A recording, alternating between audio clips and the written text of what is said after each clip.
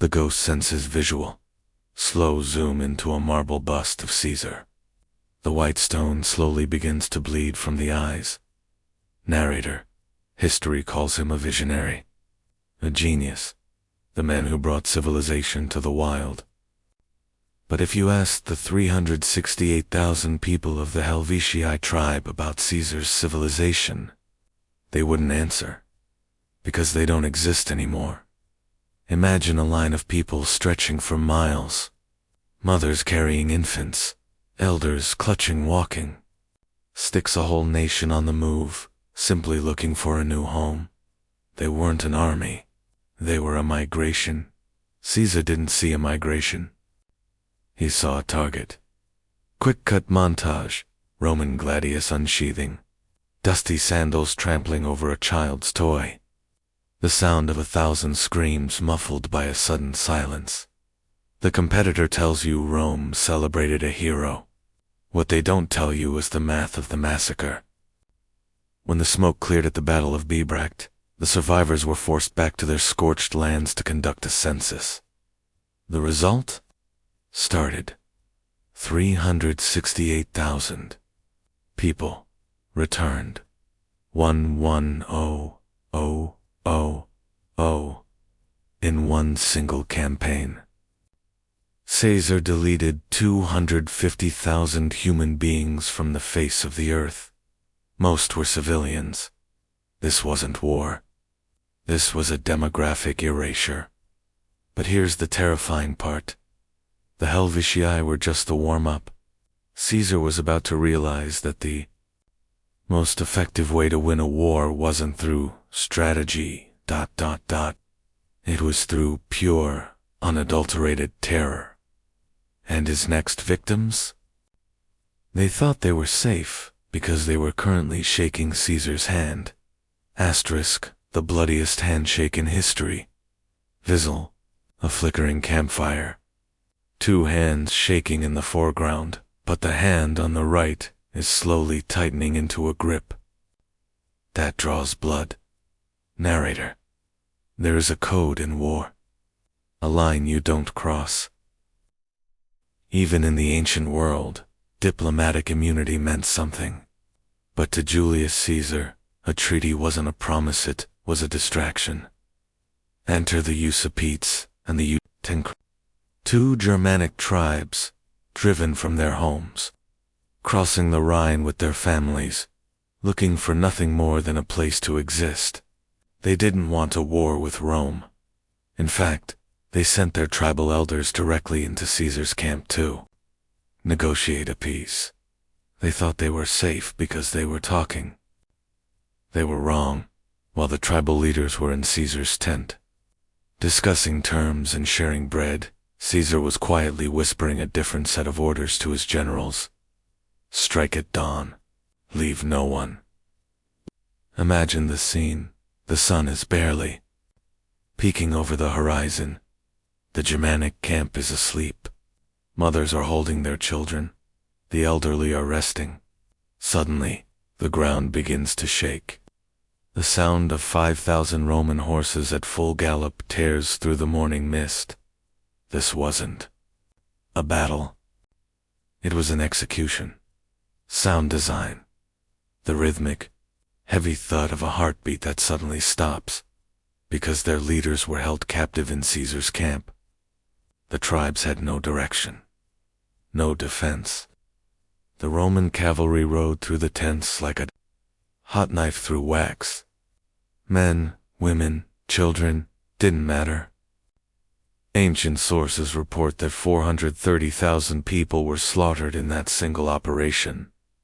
The Rhine River, once a symbol of a natural border, became a literal conveyor belt for the dead. The water turned so red and was so choked with corpses that historians say you could practically walk across the river on the backs of the fallen, even back in Rome. When news of this victory reached the Senate, the reaction wasn't a celebration, it was horror. Cato the Younger, Caesar's fiercest rival, stood up in the Senate and demanded that Caesar be handed over to the barbarians to atone for his blood guilt. But Caesar didn't care about guilt. He cared about the message. And his message was loud and clear. Resistance doesn't just mean defeat. It means extinction. But if you think a massacre in the open field was his darkest moment, wait until you see what he did when the Gauls tried to hide behind stone walls. The Hunger Games of Avaricum Visua. A black screen. The sound of a cold, whistling wind. Slowly, the image of a massive stone wall appears, illuminated by the flickering orange glow of Roman campfires in the distance. Narrator: steel is a quick killer. It's merciful. But Julius Caesar knew a weapon far more agonizing, far more effective, and far more cruel. He knew how to weaponize time by 52 BCE. The Gauls had finally found a leader, Vercingetorix. He was smart. He burned his own fields and his own towns to starve the Roman invaders. But there was one city so beautiful, so fortified, that the Gauls begged him to spare it. Avaricum, the jewel of Gaul. Vercingetorix gave in. He let them defend it. And that was exactly what Caesar was waiting for. Visual. A map showing Roman siege works encircling the city of Avaricum, completely cutting off its access to the outside world. For 25 days, Caesar didn't just attack. He built a cage. Inside those walls were 40,000 people, warriors. Yes, but also thousands of mothers, children, and the elderly. Then, the silence of the city began to change. The sound of bustling markets was replaced by the low, haunting moan of a starving population.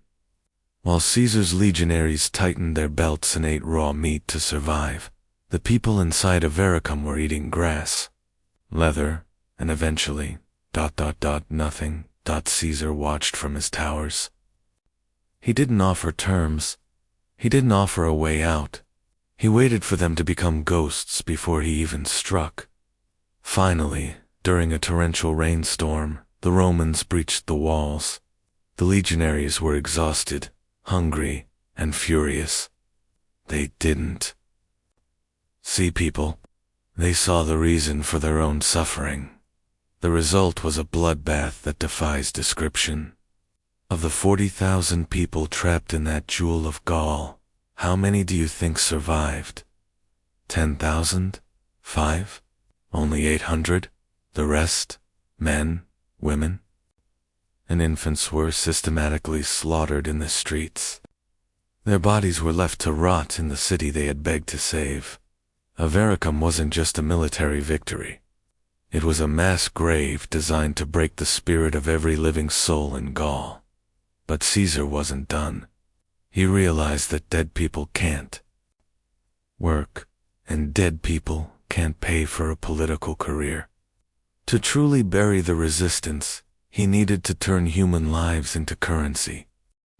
The million-man ledger visuel, a golden Roman coin spinning on a table, which slowly transforms into a heavy iron shackle slamming shut.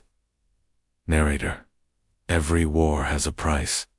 But for Julius Caesar, war wasn't just about expansion, it was a business. When Caesar started the Gallic Wars, he was drowning in debt. By the time he finished, he was one of the wealthiest men to ever walk the earth, and he didn't get that gold from mines. He got it from human flesh. The ancient records are hauntingly specific. 1 million Gauls. 1 million people who survived the swords and the starvation only to face a fate many considered worse. They weren't just prisoners. They were turned into commodities, liquidated assets used to fund Caesar's path to the throne. Take the Venati tribe. They were master sailors, proud and independent. When Caesar finally defeated them, he didn't just take their land. He ordered the entire council of elders to be executed in cold blood. Every single one.